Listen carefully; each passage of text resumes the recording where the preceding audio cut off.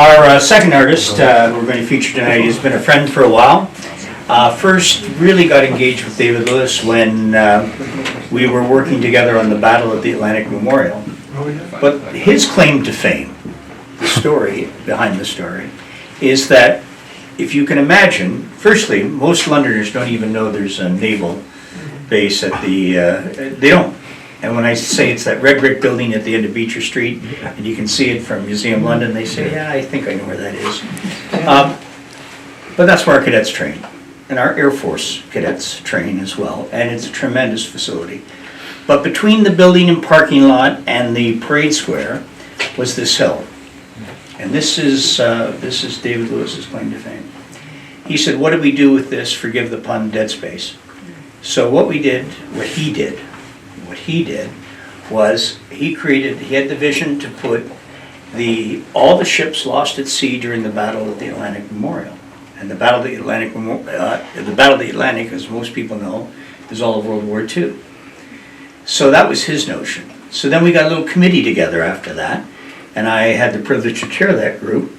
And what we did with that was we then, as for those who haven't seen it, you must go there, because you will see the name of every sailor lost at sea that has no marker for their grave, and it's extraordinary. And every Air Force crewman lost at sea in support of the battle, and we were able to get their names and put them on plaques as well. It's very emotional. But I will tell you, the first Sunday of May, which is Battle of the Atlantic Sunday, you go there, and this little kid goes to the CO, and just before you, Janet, and said, is my great-grandfather's name there? This type might have been 10 or 11 years old. And of course, the commanding officer is kind of bricks, because you know, when you get the names of every sailor and every Air Force crewman, you really hope like hell it's right. And so, and it was the HMCS Valleyfield. So they walked over, and the great-grandfather's name was there. And the boy's in tears, his father's in tears, we're all in tears, and it was very emotional. But that's how I got connected to David Lewis. So then I snatched him once we completed that project, because we're also doing the Byron Springbank Veterans Monument that some of you know about. And that is the vision of Padre Frank Mance. So the first and smartest thing I did was I called David Lewis. I said, David, I need you on this committee. And David has this bad habit, he can't say no, which I really appreciate about him. And he's developing a coin, which we don't have quite ready for you, but they will be selling as a fundraiser for the modest value of $100. No tax receipt, but on the other hand, it's going to a good cause.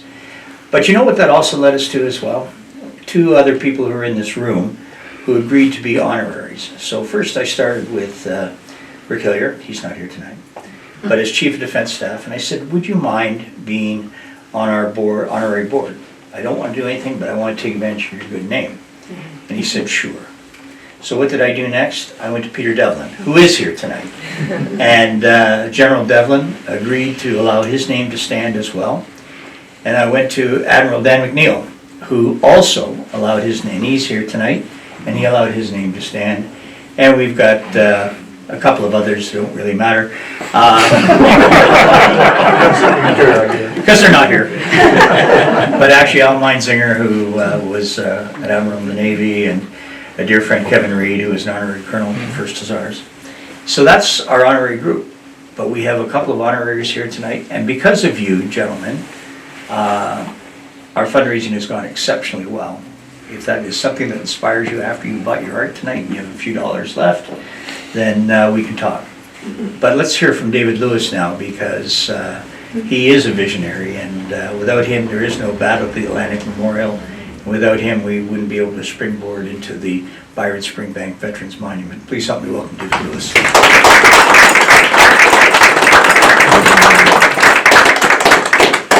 Too kind, Ed, too kind. I'll keep it short. I'm a career public affairs officer, which means I try not to do this. I try not to stand in front of people.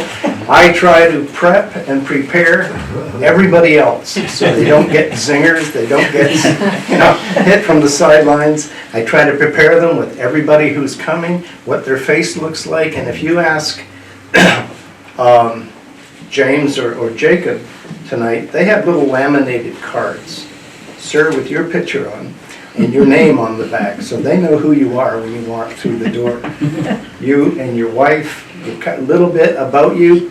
So I've done that for a lot of people over the last 20 years. So they don't get sidelined, so when you walk in, they can shake your hand, know your name, know your wife's name, know who you are, but that's what I do. I don't stand in front of people very often to speak, or at least I try not to. 20-year retired in 2019, just before, forced to retire. I'd have stayed in. I'd have stayed in until I was 92 and dropped dead somewhere. Retiring was hard. I lost my family. I felt like everybody that mattered to me, other than my wife and my 5 kids, somebody beat me by one.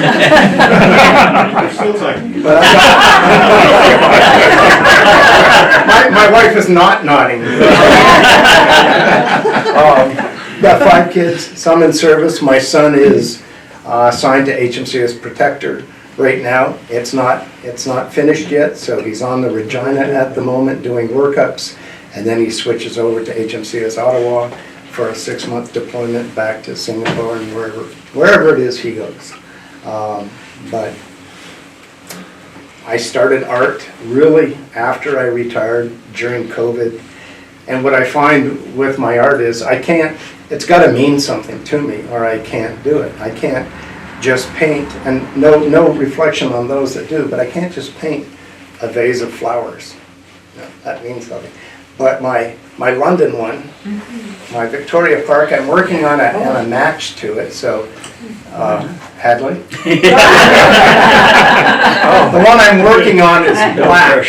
It's a black canvas, and I'm actually in the same format, painting it long and narrow, Western Fair at night. So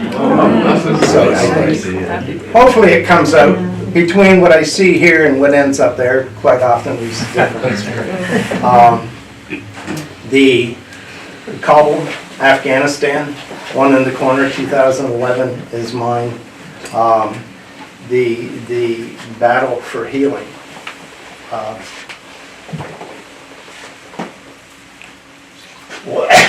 We'll move on. These ones are mine, and they all mean something. I had just come from Vimy and Flanders, driving down the interstate or whatever it is in Belgium with poppies everywhere, and it was moving. So I came home and put that one together, and there's others around here that are mine. And I guess we'll just move on to my new one. And this new one, it means something to me because we've all worked with a lot of incredible women in the military over the years. Derek, good to see you. Good to see you.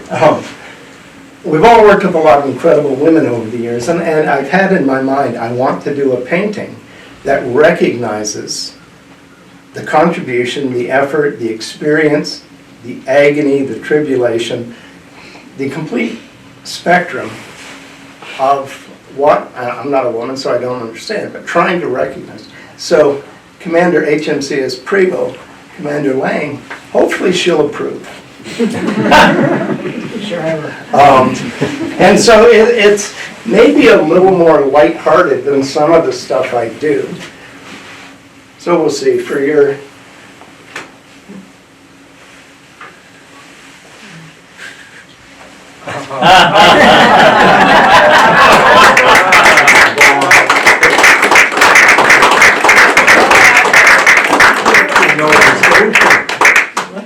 so we got some Cad Pat. We got some Hudson Bay. We've got obviously you were deployed. And we got some frilly things. So hopefully it kind of encapsulates, I don't know, just a woman warrior. And let me just add on, my wife Sherry here, her and I come down to Port Stanley once or twice a year, just get a hotel room and chill for the weekend. And the last time we did, or one of the last times we did, went out for a walk in the morning, and I'm looking and Oh, well, no worries. Anyhow, real quick, just, we'll get it in a minute. Walking down the street, I looked and there's a sign for Veterans Art Gallery. I thought, what the hell is this? So we came in, I had the honor and the privilege of meeting James. I sat with James and I said, what's your greatest need? And he said, to actually reach more veterans. And I said, what do you need to do that? He said, I've got all these programs, we're doing, art therapy with some, but we're turning more away than, because we can't afford the paint, we can't afford the canvas. And I said, what do you need from me? I said, I'm a public affairs officer. I said, you know what? I'll create visibility for you. I will do what I can to bring more people in. It's working. I'll do what I can to help you increase sales so that you can reach veterans that need help. And I'll do what I can to help you reach more veterans that need what you offer. And so that's the mission here tonight. And I'd like to thank you, Ed, for taking charge here tonight. Yeah, pleasure. Appreciate it. And that's...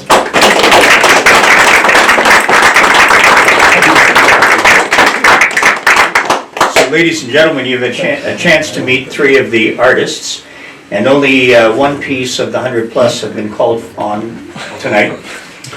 So there's three things that you might consider doing as you are here this evening. Firstly, tour this amazing gallery and know the source of these great paintings, because they all in their own different ways tell a story.